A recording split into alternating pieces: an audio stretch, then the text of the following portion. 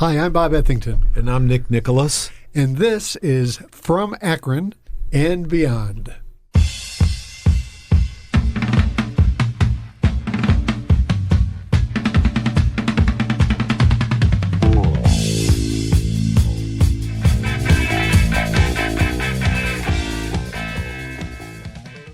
Well, hello, everyone. Nick and I are back for part 2 with our long-form interview session with Mr. John Backderf. You know him as Derf. He is the comics artist, and graphic novelist. And in the part 1, if you haven't heard that yet, we really started at the very beginning from his conception. From when he was and in Richfield, Akron General. Akron General. There you go. And then through his career of working with his comic strip that was published throughout the country called The City, and his early work with graphic novels. But at this point, we're going to pick it up from where Derf's career takes a wild and fascinating change. So, want to get us started here, Nick?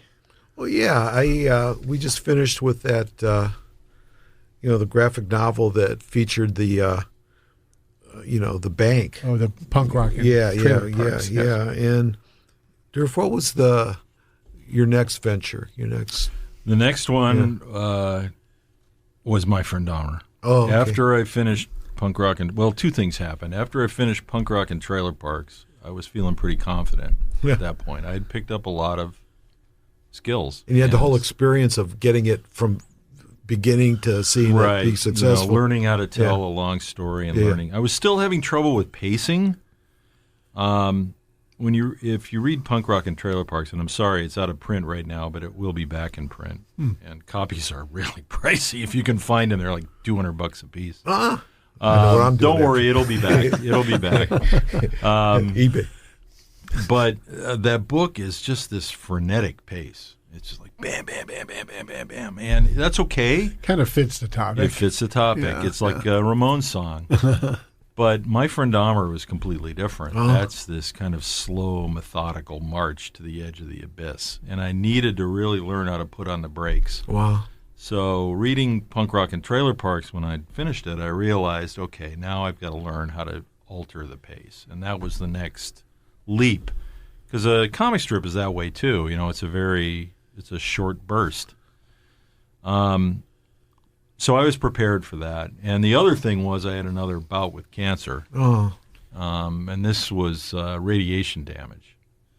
No. So I had to have like all of these arterial transplants, all this grisly stuff. Yeah, it was nasty. Oh my God. And so after that, which came like 6 months after Punk Rock and Trailer Parks was released. And after that, I was like, all right, enough. I've got to quit screwing around and just produce this book.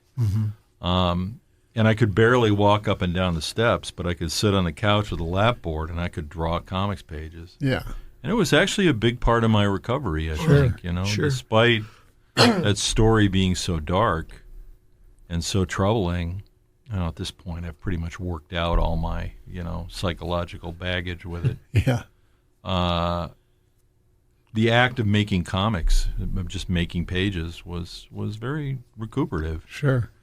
So that book at that point came together very quickly. So if I may interject here, so for our listeners who may not be familiar, My Friend Dahmer is a graphic novel written by Derf based on his actual friendship with Jeffrey Dahmer. During high school. During high school, and primarily during Revere High School days. Revere High School.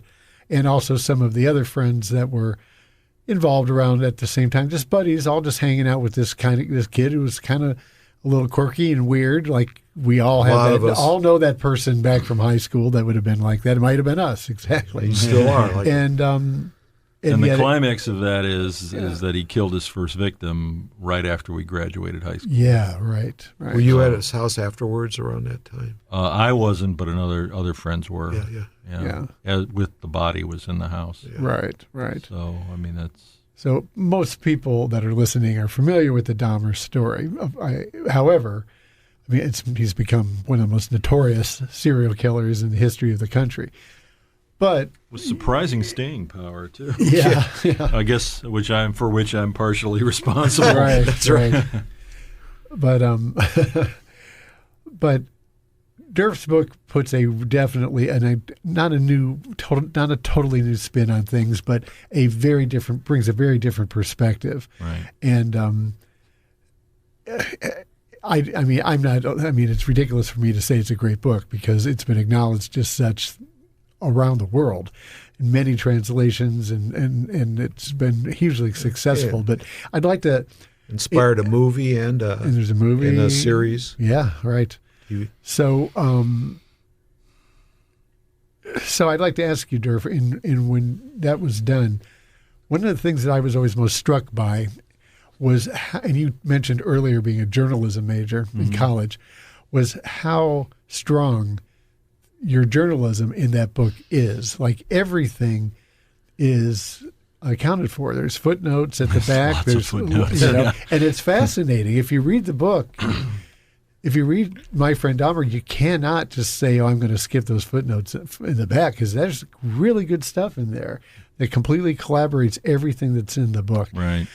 That was important, I thought. Yeah. And that does come from my newspaper background and my journalism background. Yeah. And in comics, I'm now known as the guy who does footnotes. You're like the It's David my Foster big Wallace claim to fame. graphic novels. And I've actually had to give talks on writing footnotes. Wow, and, really? That's yeah, funny. documenting all this stuff. Pretty cool. Using journalism to tell comics. It's a whole new subgenre of comics. You know, this reportage comics. Right. And I guess I'm one of the early Interesting practitioners of that. So, but see, it's so key to the success of the book. I think, absolutely, because that's a book that anyone reading anything about that guy is going to be like, "Oh, I'll bet that never happened," or "Oh, that he's exaggerating this." How or did he whatever. know that? Yeah, well, exactly. you turn to the footnotes, and there's exactly how I knew right. it. There's the guy that told me the story. There's the interview from prison with Dahmer where he talked about it and all this stuff. Yeah. So I thought it was really, really important,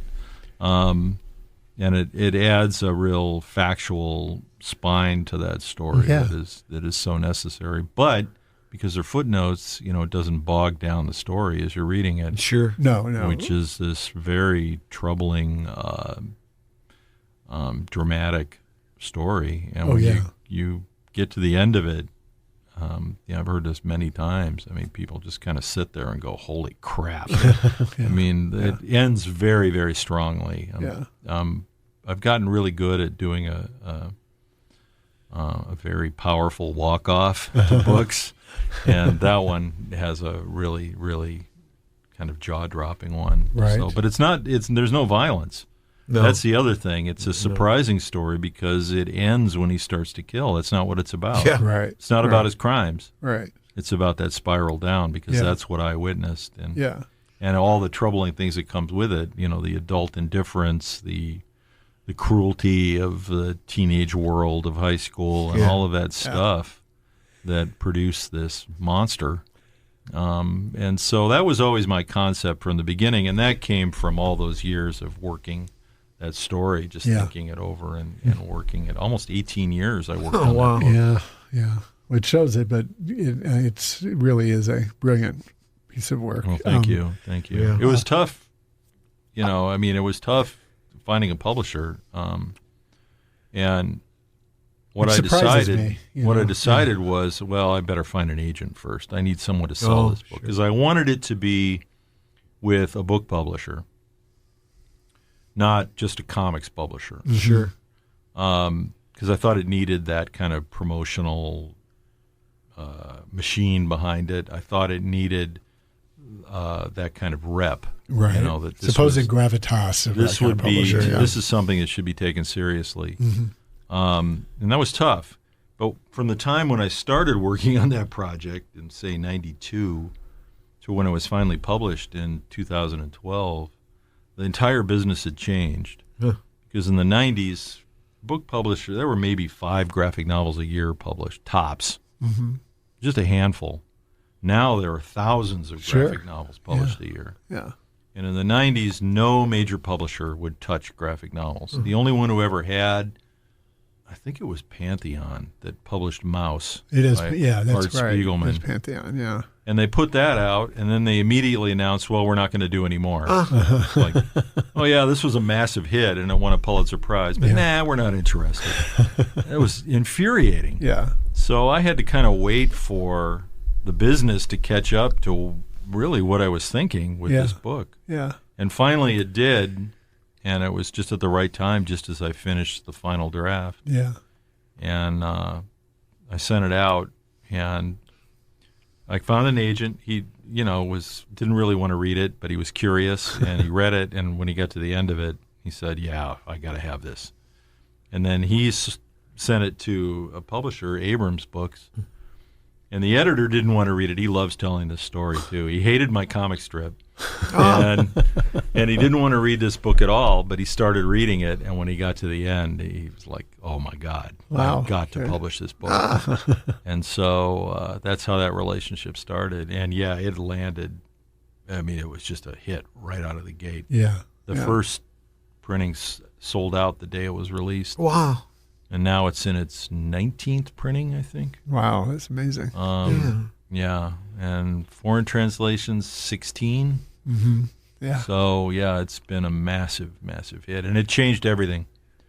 And it's it's like Elvis Costello said, it was an overnight sensation after 20 years working. Yeah. Right. Yeah. So well, it's interesting because we keep alluding to Europe and in France in particular, graphic novels are considered every bit the equal of novels, they of love regular comics. books. They love them there. So it's the same status as film, as music, as novels. Yeah, it's completely different world. And so you have a huge audience there. You go to visit on a regular basis, right? Yeah, God, yeah. I've been there 25 times. Really? Book tours. Wow, that many? Yeah. Wow. And that's including COVID. Took 2 years off, and the last year when I've really kind of just holed up in my studio. Yeah, yeah. So yeah, it was I was going 3 or 4 times a year. Okay. Man. Yeah, it was fun. Yeah, sure. It was fun. Exhausting. It's tough because you go there and it's not like here. They have these bookstores that sell nothing but comics. Right. They're in every city, and they're really popular, and they're beautiful stores. And you do a signing there, and you're supposed to draw a little sketch on the title page, and that's kind of a European thing. Oh wow! And particularly in France.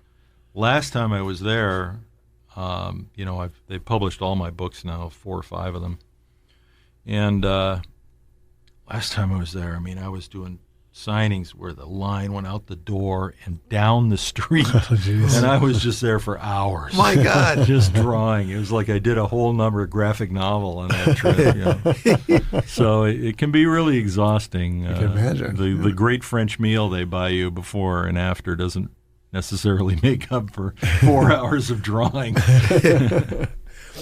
But so related to the popularity of your work in Europe and in France specifically, recently there was a documentary filmed. Yeah, there was. Yes. The film crew here. Yeah. And that centers on the Dahmer book. It right? does. Yeah, it's all about Dahmer. Mm-hmm.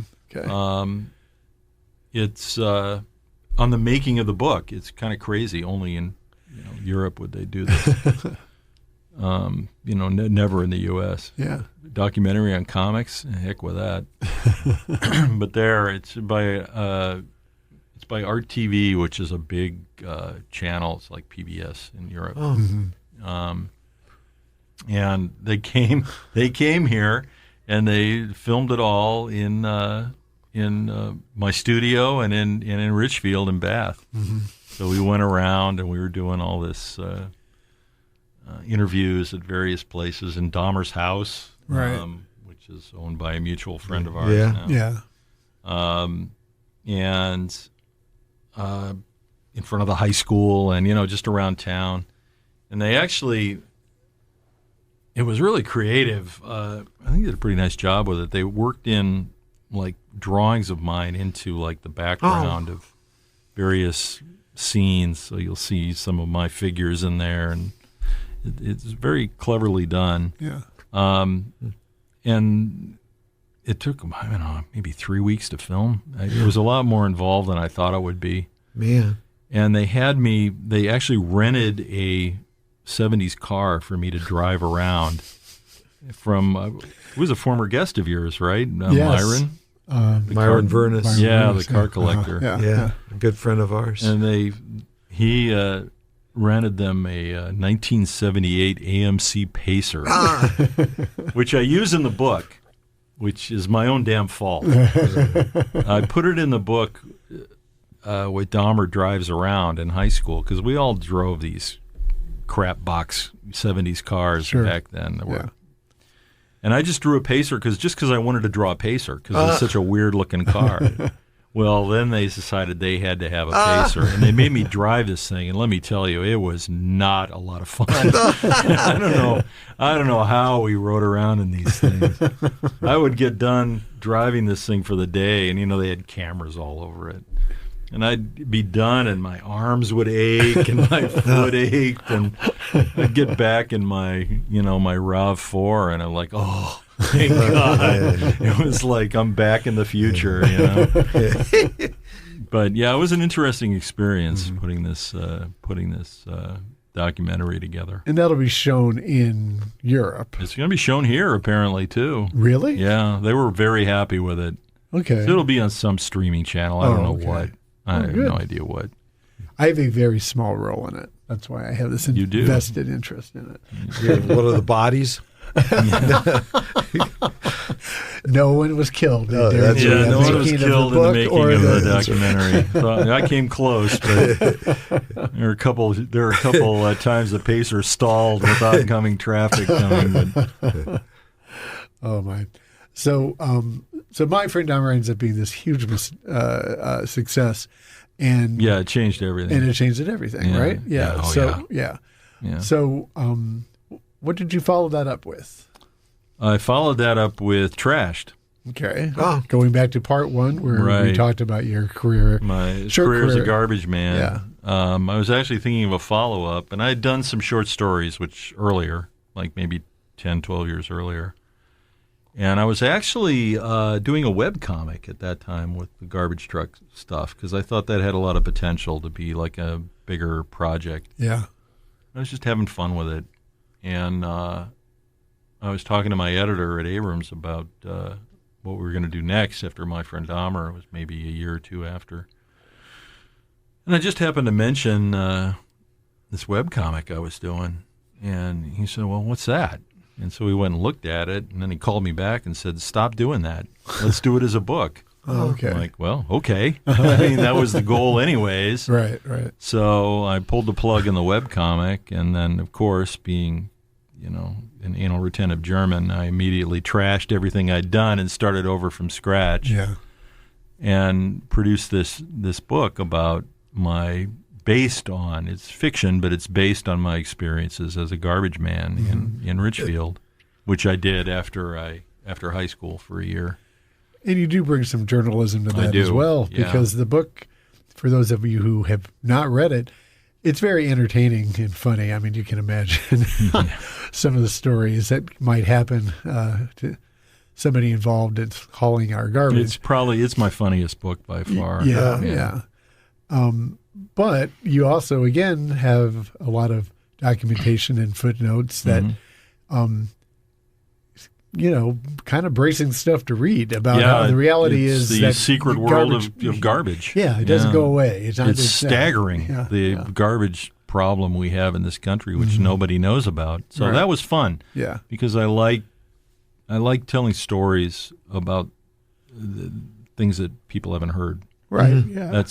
And I did that with Dahmer, and I did that with trashed for sure. Well, Yeah. then punk rock and trailer parks too. Everybody's forgotten about that outside of Akron. Yeah. Yeah. So the chilling thing about Trashed is that came out in, let's see, 2014, I think, 2015, and here we are 9 years later, and it's all those figures are completely out of date. Yeah. It's gotten much, much worse. Yeah. Yeah. And so the book became kind of antiquated very quickly. But I mean, the actual disgusting aspect of garbage collection is still there, so that's still relevant. And it's just it's a pretty funny story. Great characters, a lot of whom are based on real people. Yeah. And then great situations. Everything that happens on the truck that I show in that book, that's all true. Wow. That is all things that happened to me. But the characters I fictionalized up a little. But that's also in development as a film, believe it or not. Oh, really? No. Yeah. I can see that, actually. Yeah. No, that'd be a great film. Yeah. My big regret about Trashed is, it's all there. The sights, the sounds, everything. The only thing that's missing is the smell, which is such a visceral part of the experience. You can't imagine the smells.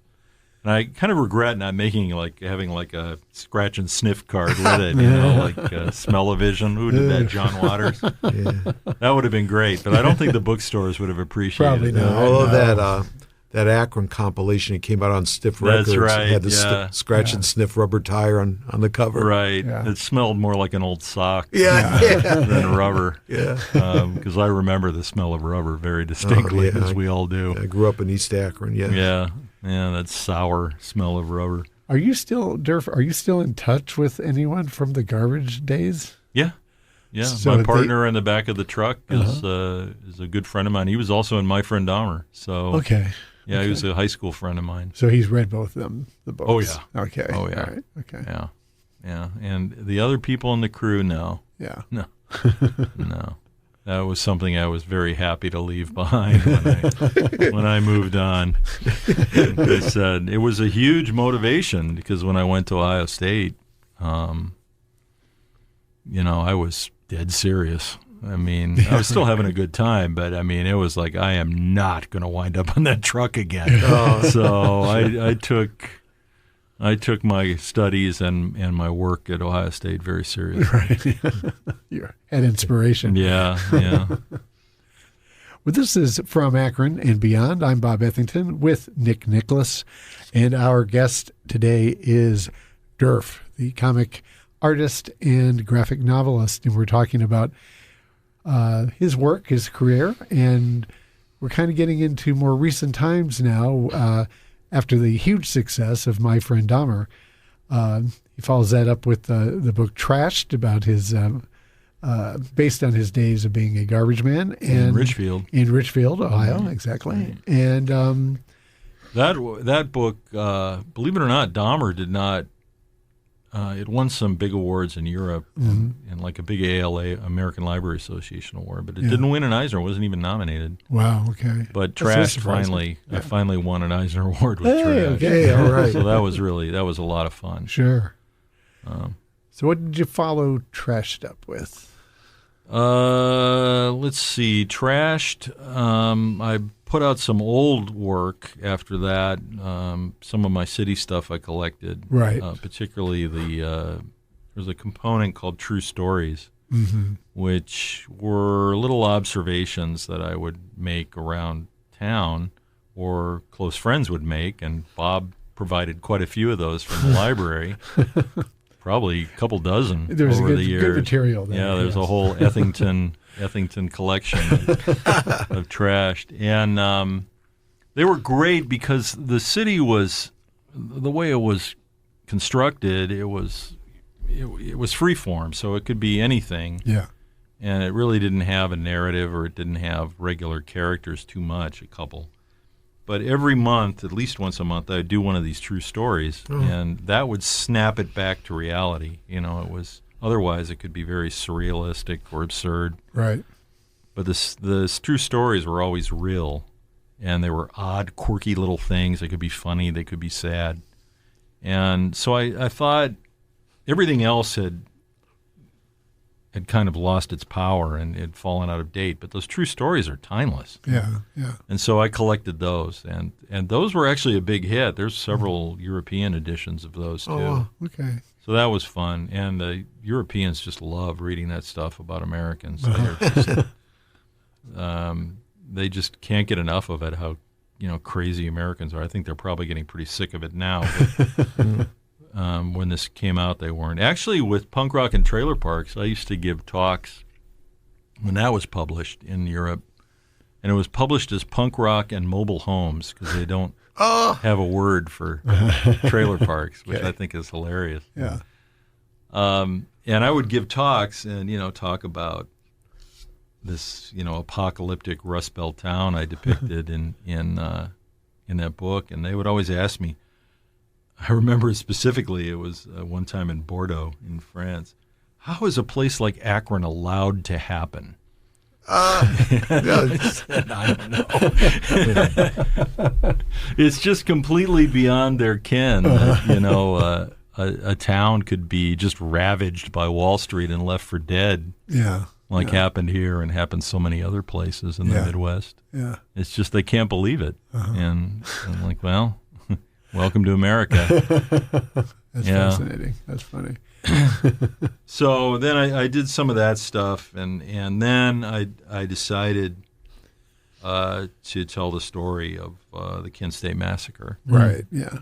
Yeah. And that book took 4 years. To Oh, make. wow. Yeah, it was a really tough book to put together. But and like the Dahmer story, except maybe even more so, this is something that you're going to have to be super careful on documentation because everyone has an opinion about it. Oh, right? God, yes. Yeah. And, you're wading into the politics of the era. Well, not just the era, which surprisingly was not as contentious as I thought it would be. Though I did get a threat very early on when I was working on it. Some guy wrote me and threatened me if I didn't tell the quote-unquote truth that he would track me down. So I had to pass that on to my publisher's legal department to deal with. Jeez. But, the politics of the protest community in Kent is still very active. Yeah. And there's like 4 or 5 different factions that all hate each other, and it can get very, very contentious. To this day? Oh, yeah. Oh, shit. Oh, yeah. Yeah. Well, it's starting to fade because people are fading. I'm sad to say that people are dying off. Yeah. That was another reason that motivated me to get to it, is because I realized, holy cow, that generation is leaving us. Right, right. If I'm going to get their stories, I'd better get on the stick. Right. So I started with interviews. I started just interviewing people who were there, and some of them were very, very generous with their stories, and that really formed, the heart of the book.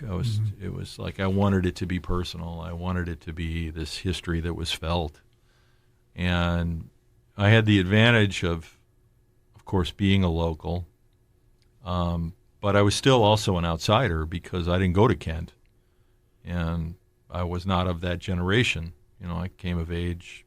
In 1980, and the world had changed by then. Yeah. So it was a bit of a challenge. It was I compare it to like landing in a TARDIS in 1970 and walking out in the middle of the Kent State Commons and like what's happening here. So you had to figure all that out, and the visual research and just the factual research, and there was so much misinformation and outright lies, and it was really a tough book to pull together. I spent a lot of time digging through the archives at Kent State and the Yale archives and all kinds of stuff. It was really a challenge. You get into the story of what happened that week in Kent through an interesting personal sort of anecdote about being a kid in Richfield. Yeah, right. Yeah, because the National Guard, the 145th Infantry, was in Richfield the week before, because there was a trucker strike, which got a little out of hand, as trucker strikes tend to. Yeah. They tried to have strike breaker trucks to break the picket line, and the International Brother of Teamsters did not take kindly to this. And so there were like shots fired and stuff thrown off highway overpasses. So the governor at the time, who was a Republican strongman, sent in the Guard to kind of put it down. And then Kent State blew up, and the Guard rushed off to Kent State, and some of those guys opened fire. Yeah. So, it was I remember it very clearly, driving down Brecksville Road through this almost pipeline of guardsmen on either side of the street with guns. And I'm 10 years old, and I'm just thinking, my God, what's going on here? Sure, yeah. And the Guard actually camped right across from Richfield Elementary. They pitched their tents on my soccer field. Oh, really? So I'd sit there in my classroom, sharpening my pencil at one of those little crank pencil sharpeners, looking out the window at this military occupation. And, it left a mark. I had the same during the urban riots in '68. Sure. I said I lived on Fifth Avenue, and the National Guard was called in. And that was the 145th, too. That was the same unit. I had to go through 3 roadblocks to go home, to get home. Right. They had to check my ID and everything. So, man. Yeah, it was a contentious time. It was fascinating. It was really an interesting book to put together. And it's, I think, a very, very powerful story. And the artwork was demanding on that. Yeah. Wasn't it? I bet. Yeah. I had to get very good at drawing guns and jeeps, which are not easy to draw. In nighttime scenes, right? Night scenes. I draw pretty badass night scenes, so that was okay. Yeah, but it's a lot of work, isn't it? It was Just a lot of work, a lot of ink, a lot of pens. I had this bucket next to my drawing board where I'd throw like used pens, and at the end of that book, it was overflowing. There must have been 100 pens in there. I just burned through the points. It was. It actually, it started with really the story of another guest of yours, Chris Butler. Yes. Yeah. He was a friend of one of the kids who was killed, Jeff Miller. Yeah. Right. Yeah. And he was one of my first interviews. Mm-hmm. He was really, he's great because he's such a storyteller. Yeah. Yeah. That's what he does. Yeah. So he is very descriptive and Right. very heartfelt and emotional. And that was really a fantastic interview, and that gave me the idea of telling the story entirely through the experiences of the 4 people who were killed. Mm-hmm. So we walk through this story with them. We're right at their elbow, and we see what they see and experience what they experience, and I think it makes it very personal. Yeah. Yeah. Sure. And that book was very, very well received. Yeah. It was kind of it's going to sound strange, but it was kind of a gift. Because after I did My Friend Dahmer, I thought, well, that's it. That'll be my best-known work. I'll never do anything that comes close to this in terms of power, in terms of reader reaction, and certainly in terms of sales. And then a few years later, I come out with Kent State, which is, I think, just as powerful a book and was just as well received. It's never going to sell as well as My Friend Dahmer, which had the movie come with it as well.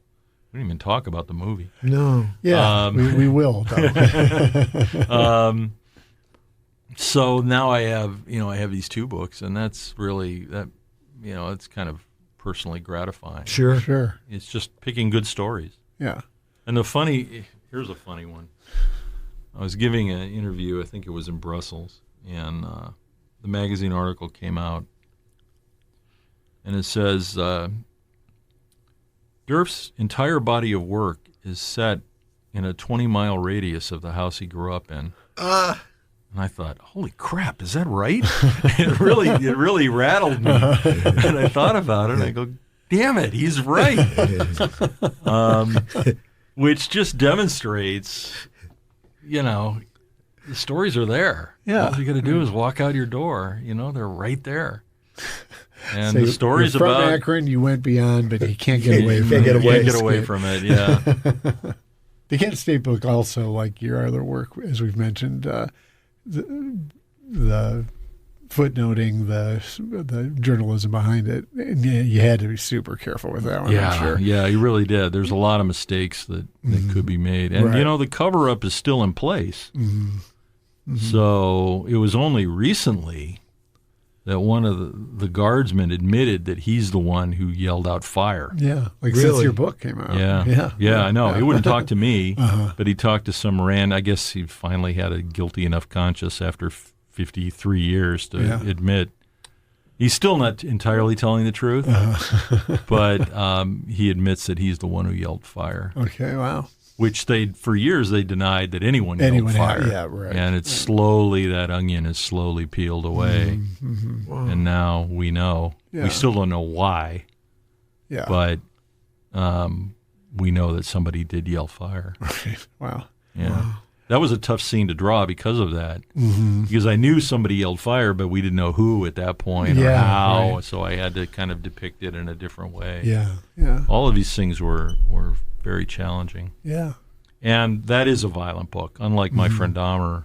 The shooting itself, which only lasted, 13 seconds, I take like 16 pages to show. Oh, man. Right. And I right. show every single kid that was hit, Yeah. how they were hit, how they fell, Right. or how they were wounded. Yeah.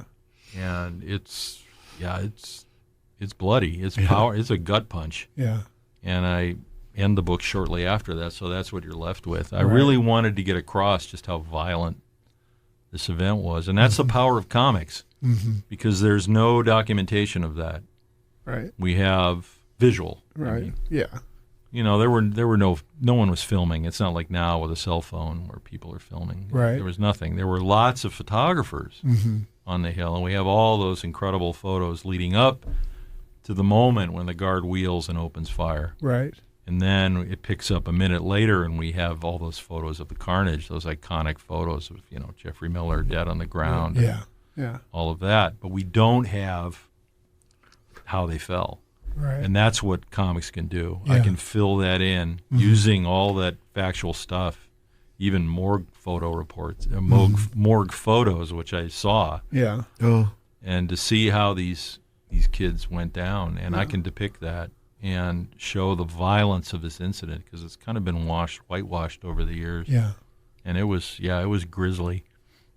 So it's very, very powerful. And in fact, when I was working on the book, Sandy Shoyers, she was one of the 4 kids killed, and she was a complete innocent. She was just walking to class. Yeah. Her sister contacted me. She heard I had been working on the book because it was getting some press. And she had some questions that she wondered if I could answer, and I did answer them for her. But I said, I don't think you're going to want to read this book because Sandy's death was particularly grisly. Mm-hmm. Her jugular was shot out, so she basically bled to death. Yeah.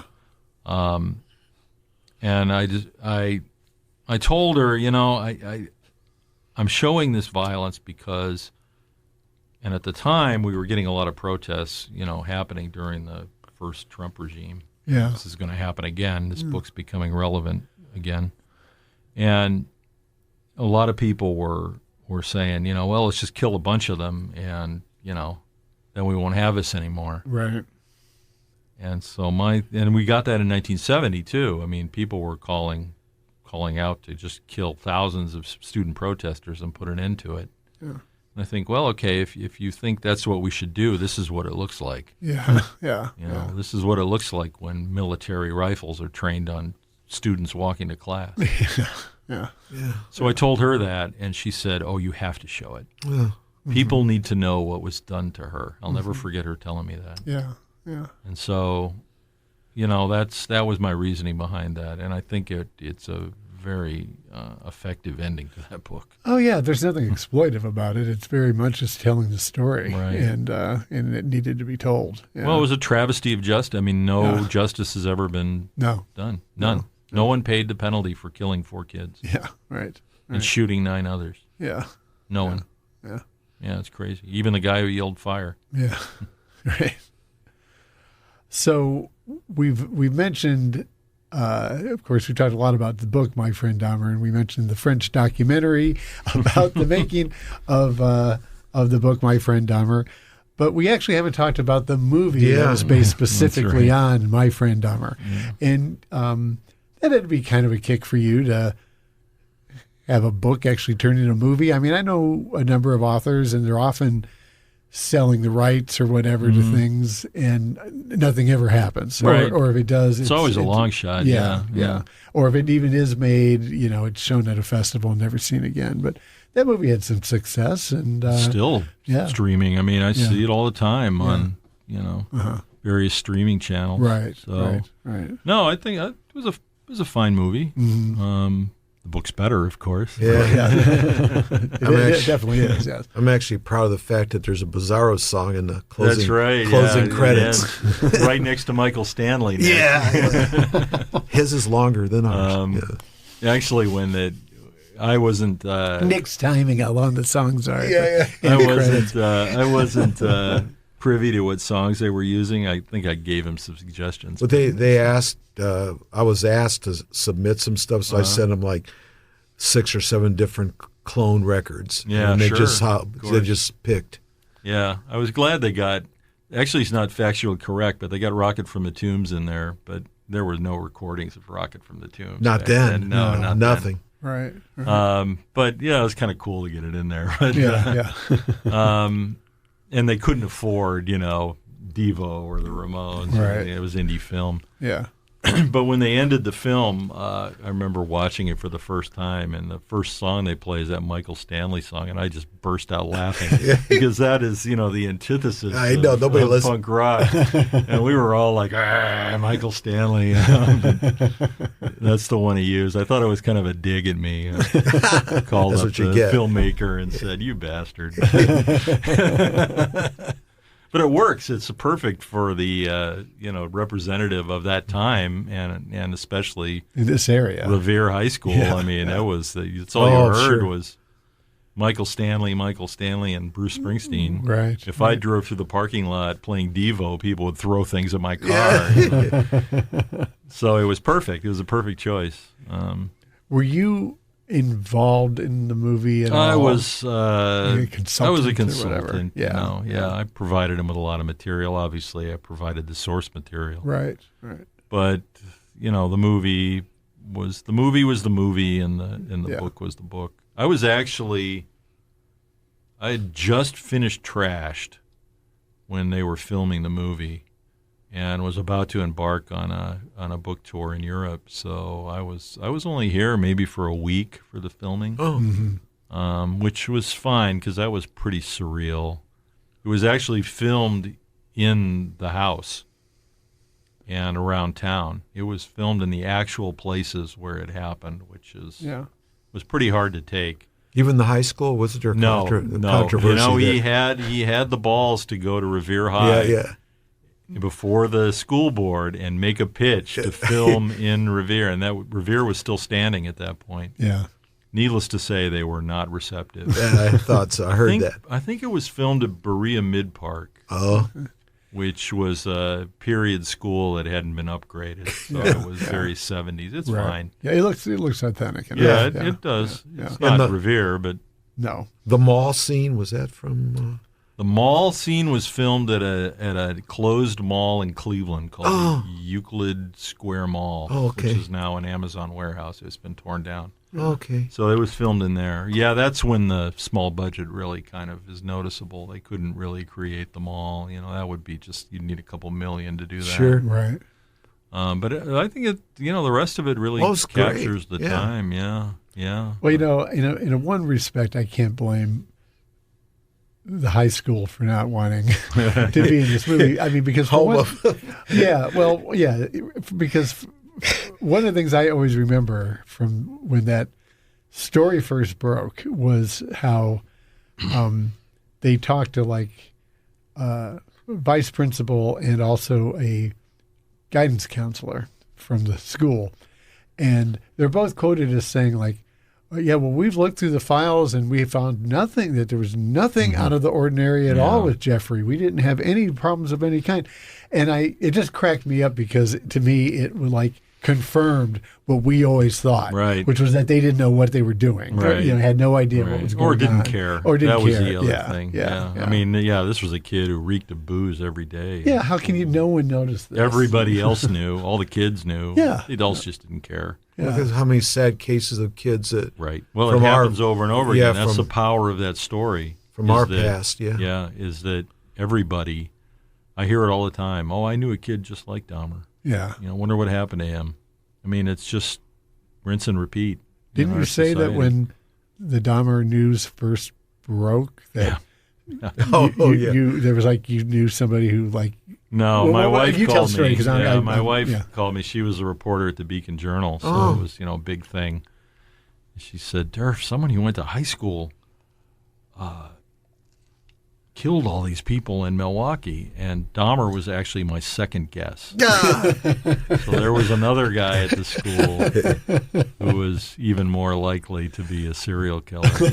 and you went to Revere too, right? I did, yes. Yeah. That was It wasn't Bob. I have an alibi. Bob was an at alibi. Ethington. Was it Ethington? No, it wasn't Bob. But yeah, and he's in the book too. The kid who, my first guess, he's in the book too. Yeah. Wow. But the movie, it was an interesting experience. It's not really one I ever expected to have. Yeah. And watching movies being made is actually pretty boring. A lot of standing around. It was a big event in town. I mean, my God. They had like a Facebook page charting where the crew was filming that day, and they'd get a little crowd and all kinds of people coming out of the woodwork, which I thought was pretty amusing. Yeah. And then, I got to do stuff like, walk the red carpet at the Tribeca Film Festival. Oh, wow. All these just ridiculous things. yeah. Like, Quasimodo across the still red cool. carpet, and all these movie stars, and who's this guy? It's still a great experience, though. You're waving to the press. Yeah, exactly. Boy kisses. Yeah. So it was quite an experience, and man, it sold a crap load of books. Yeah. Right. Which was my sole motivation. Sure, It'll get the sure. book in the hands of more people. right. And Right. If it Beautiful. does that, it's it's a success as Right, far as I'm yeah. concerned. Yeah. So no, it was one of the many things that comics has brought me that I never really anticipated happening to me ever. So as we're winding up time-wise here, one main question I wanted to talk to you about, Derf, is, of course, listeners to the show may be aware of the fact that I am a retired librarian. That's right. And so still having a foot in the door of library things in the library world, one of the biggest stories out there now is the increasing number of book bannings. Yeah. And you've had some of your books banned or attempted to be banned. Am I correct? My friend Dahmer, yeah. Really? Yeah, it just popped up on a list in Florida, too. Oh. Which, it's been banned in quite a few school districts, which is crazy. Of course, it's by people who Haven't read it. Yeah. never read it, because there's nothing objectionable in the book, Yeah, really. right, And I think you're in promoting fact, it really cannibalism. resonates with teenage readers. I mean, they are some of my most devoted fans of that book, because it ties in with their experience, and adult Exactly, indifference, and That'd be the and- perfect age to read it. Oh, really. yeah, it really hits them hard. Mm-hmm. But there are some people, I think they just see the title, Yeah, that's it. and it's a great title. I always have pretty good titles with my books, but that one in particular says all I need to say, because I wanted it to be like, a head turner where you're walking through the bookstore and you see that and you go, what? And maybe you pick it up and take a look at it. Right. Though I did have a completely opposite experience once. I was at a book festival somewhere in Ohio. I think it was Columbus, big one. And we all had tables. We're all sitting there doing signings. And this woman, middle-aged woman, comes by with her buddy. She sees My Friend Dahmer displayed on the table, and she stops and says, "Oh, I've heard about this book." And she picked it up and opened it and went, ugh, it's a comic book. And I just burst out laughing. And then I'm sitting right here, She quickly scampered off. But anyway, that's off topic. But yeah, the book banning thing is very concerning. It's really, comics are at the heart of that stuff. They're banning a lot of comics. Right. Really? And particularly queer comics, which is a whole subgenre of comics, which in many ways put a charge into the graphic novel business, because some of the earliest graphic novels that were massive hits were queer comics, like Alison Bechdel's Fun Home and a few others. Right. But, the backlash is there, so it's like an old comic book witch hunt. I mean, all we're missing is bonfires, I don't think, which are on the table. I mean, it's probably a possibility. Yeah. So, yeah, it's concerning. At this point in my career, it's like, whatever, I mean, it's not going to hurt me. Right. But I don't need to have another big hit. I mean, I've already had my hits, so I just want to be able to continue to work. Yeah, yeah. But, it's un-American. It flies against everything this country is supposed to stand for. Right. Fortunately, yeah, that's where we are. Yeah. So speaking of titles of books and keep on working, I know you've been working now for quite a while on what your next book will be, which isn't really going to be due out for quite a while. There's so much work involved in the production of these books, right? Yeah. Kent State took about 4 years. Yeah. I already talked about how long my friend Dahmer took. Yeah, right. Which was a ridiculous amount of time. Yeah. And this one I've been working on for about 3 years. So I've still got another year at least. Okay. It's a challenge. It's another big one, which I'm kicking myself for taking on. My last really big book, I think. I'm going to focus on shorter works after this that I can put out more often, just because it's too grueling. Just the investment of that much time. This one's like 270 pages. Wow. Yeah, it's a lot of work. And it actually starts in Akron. So it starts in Goosetown. Oh, wow. Which is another really lost area. South Akron, Grant Street, South Street. Yeah. Grand South. So did you? Yeah. That's where my family was from, Goosetown. They lived right at Grand South, in fact. Was it a German American club? Yeah, or they were Germans. Germans. A lot of important stuff happened there that we'll never know about, Oh, sure, It's yeah. not It was a documented. whole world, Yeah. I mean, German was spoken on the streets, and so it's really fascinating to recreate that. And another great-grandfather was a trolley driver who drove the Grant Street line, which I had picked as trolley in the book. So it's really fun stuff to recreate that, because you go there now and it's just empty lots. Yeah. Sure. But back then it was the densest neighborhood in Akron. And so, the book is set in the early parts of the 20th century. Yeah, a period of particular oppression and repression. Yeah. And it centers on a group of cartoonists, believe it or not, who were actually persecuted by the U.S. government. Yeah. They were based in Greenwich Village, where the story moves. And they were hounded. Several were driven into exile. They had to flee the country. One was threatened with execution. One was imprisoned and tortured. And it's been a story that's completely forgotten. Yeah, yeah. So we'll see how it goes.